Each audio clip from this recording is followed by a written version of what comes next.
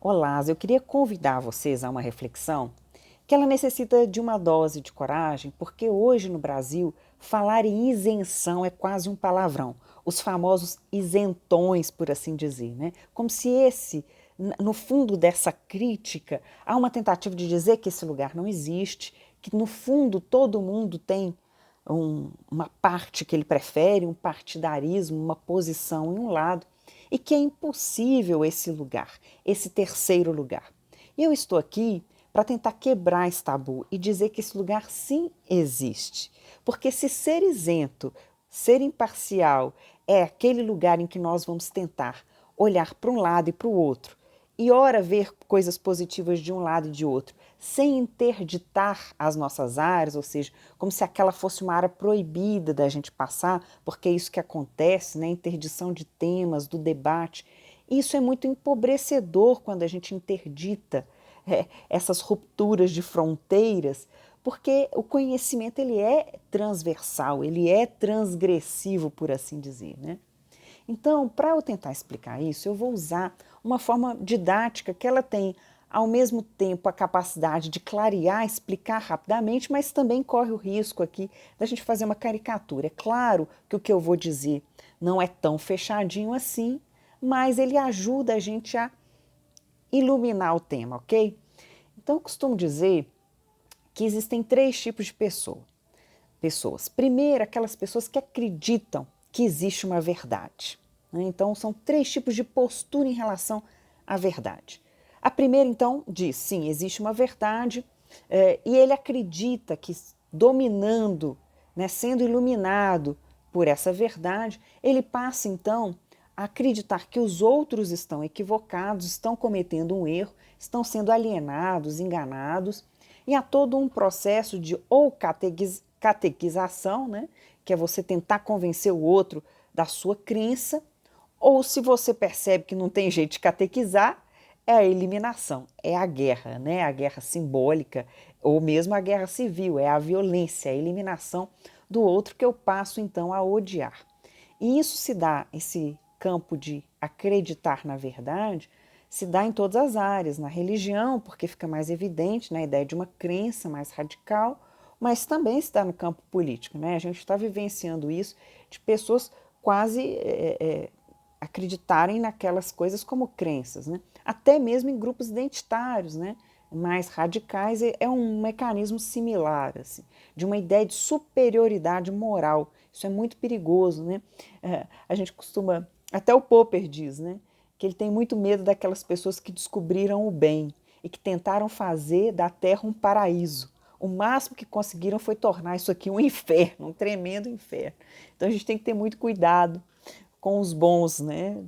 Temos que temer os bons, porque com as melhores intenções eles fazem grandes estragos, inclusive cometem violências contra os outros, justificando a sua missão como uma missão louvável. Então, cuidado.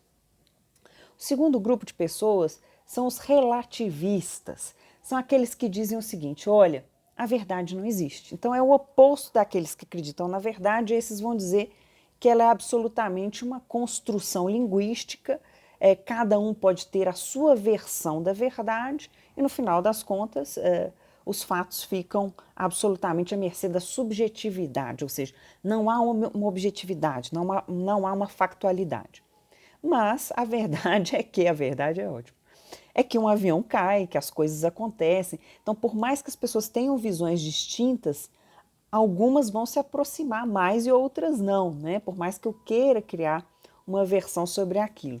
Até o Popper diz uma coisa muito bonita sobre os relativismos. Ele fala: o problema é que eles colocam no mesmo lugar tudo, há uma igualação de valores. E aí a gente entra numa espécie de anomia social, ou seja, a falta de regras, critérios do certo e errado. Então a gente vai perdendo as referências e a sociedade ela se desorganiza e se desumaniza no final das contas. É a esfera da anarquia e mesmo da violência. Então tem um perigo muito grande nessa igualação de que tudo é igual, né? E que as coisas são parecidas e as pessoas, os valores também. A terceira margem do rio, que é essa que eu gosto de navegar, ela é sempre um exercício, ela não é fácil, mas ela exige exatamente a ideia de que a crença, a concepção, crença não, a crença está lá com a primeira categoria. Uma concepção sempre incerta, inclusive, de que a verdade pode ser buscada, nunca absolutamente encontrada.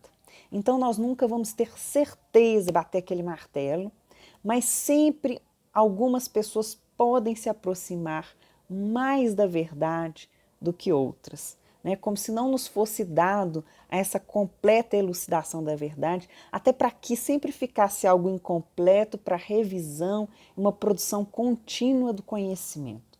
E esse conhecimento não é produzido apenas por parcialidades, ou seja, eu não vou escolher do passado apenas as partes boas que me interessam para justificar determinadas coisas. Eu vou olhar para todas as partes, vou ser imparcial, transitar, né? Ser isento nesse sentido. E tem uma frase muito bonita do Nietzsche que ela pode ser, e eu utilizo ela como uma espécie de metodologia científica mesmo. Ele diz o seguinte: o conhecimento se dá como uma fagulha, uma centelha entre duas espadas. Então é uma terceira coisa que emerge do conflito, do diálogo, do embate entre posições diferentes, que a gente forma uma terceira. E quem sabe essa se aproxime mais da verdade, né? É um pouco o método jornalístico da objetividade. Ele é um método mesmo. Ele não é uma crença na verdade absoluta, como ingenuamente as pessoas dizem ou criticam a ideia de objetividade. Ele é exatamente o contrário, é um procedimento de desconfiança. Como eu desconfio, eu tenho que investigar, eu tenho que colocar inclusive a minha própria verdade em questão. É uma autocrítica. Nos termos socráticos, eu sei que nada sei. Então a grande sabedoria é a gente também saber os limites do nosso próprio conhecimento e da nossa incapacidade de fechar todas as arestas, mas sim, isso não nos isenta de buscar a verdade. E a verdade, ela é múltipla. Então, quanto mais múltipla for a minha visão sobre um fato, mais próximo eu estou da verdade. E mais aberto eu me torno, inclusive, né? Mais tolerante. Porque a intolerância, olha que bonito, tem um trecho do Voltaire que ele vai dizer exatamente que a intolerância é o domínio de achar que eu tenho uma superioridade moral e é verdade, daquela primeira concepção de mundo, né?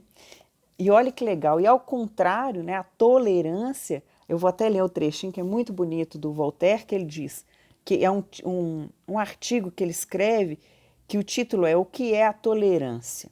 E ele diz, é a consequência necessária da percepção de que somos pessoas falíveis. Errar é humano, estamos o tempo todo cometendo erros. Perdoemos então as loucuras uns dos outros. Esse é o fundamento dessa tolerância, né? Olha que bonito.